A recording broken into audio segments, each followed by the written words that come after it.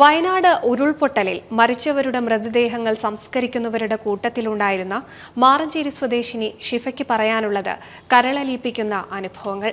മൃതദേഹങ്ങൾ പരിപാലിച്ച് മറവ് ചെയ്യുന്നതിനാണ് ഷിഫ നേതൃത്വം നൽകിയത്. പഴകി ദ്രവിച്ച മൃതശരീരങ്ങളും ശരീരത്തിന്റെ പാർട്സുകളുമാണ് എല്ലാവിധ മതചിട്ടുകളോടും കൂടി ഷിഫ കുളിപ്പിച്ചെടുത്തത്. 13 വയസ്സ് മുതൽ ഷിഫ മയ്യത്ത് പരിപാലനം ചെയ്തു വരുന്നുണ്ട്. വയനാട് ഉരുൾപൊട്ടലിൽ മരിച്ചവരുടെ മൃതദേഹങ്ങൾ സംസ്കരിക്കുന്നവരുടെ കൂട്ടത്തിലാണ് മാറഞ്ചേരി പുളിക്കക്കടവ് സ്വദേശിനി തെക്കേക്കരവായിൽ ഷിഫയും ഉണ്ടായിരുന്നത്. ജീർണിച്ച് അവയവങ്ങൾ അറ്റുപോയ മൃതദേഹങ്ങൾ കാണുമ്പോൾ തന്നെ കരളലിയിക്കുമെന്ന് ഷിഫ വേദനയോടെ പറയുന്നു. ആ മൃതദേഹങ്ങൾ പരിപാലിച്ച് മറവു ചെയ്യുന്നതിനാണ് 21-കാരിയായ ഷിഫയും പങ്കുചേർന്നത്. ടീം വെൽഫെയറിന്റെ കൂടെയാണ് ഷിഫ വയനാട്ടിലെത്തുന്നത്. മോർച്ചറിയിലാണ് ഷിഫ തന്റെ സേവനം നൽകിയത്.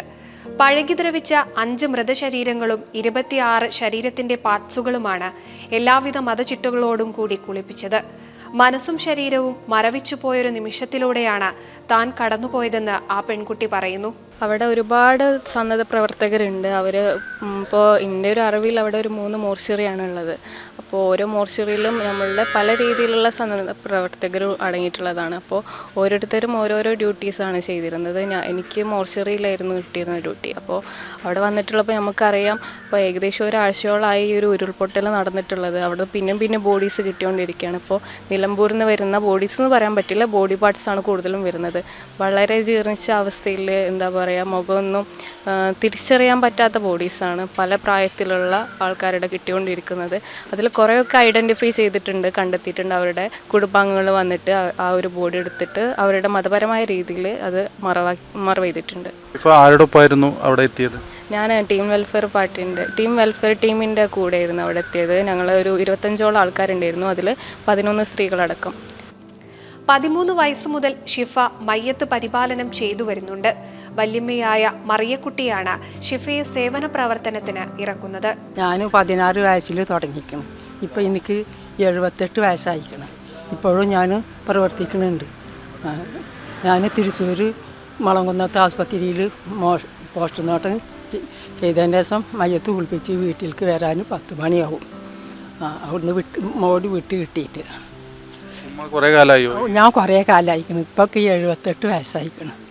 ഷിഫ മയ്യത്ത് പരിപാലനം ചെയ്യുന്നതിന് ചിലർ എതിർത്തിരുന്നു. ഈ പ്രവൃത്തിയിൽ നിന്നും പിൻവാങ്ങാൻ പലരും ആവശ്യപ്പെട്ടെങ്കിലും പിതാവ് ഷിഹാബ് പൂർണ്ണ പിന്തുണ നൽകി. 13 വയസ്സ് കഴിഞ്ഞപ്പോഴാണ് ഉമ്മാനായിട്ട് മോളെ കൂട്ടിയത്.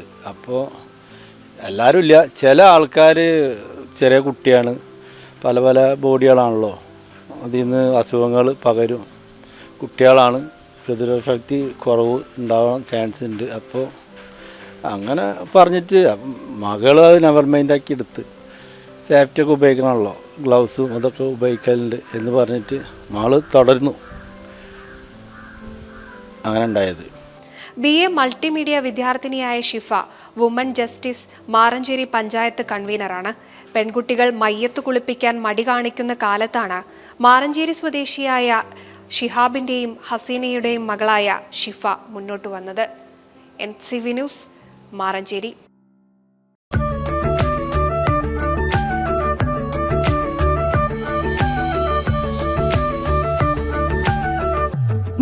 വർഷത്തെ വിശ്വസ്ത പാരമ്പര്യവുമായി എന്നും എപ്പോഴും കൂടെയുണ്ടെന്ന വിശ്വാസം. Basith wedding mall, Basith arcade, Poongottukulam, Tirur.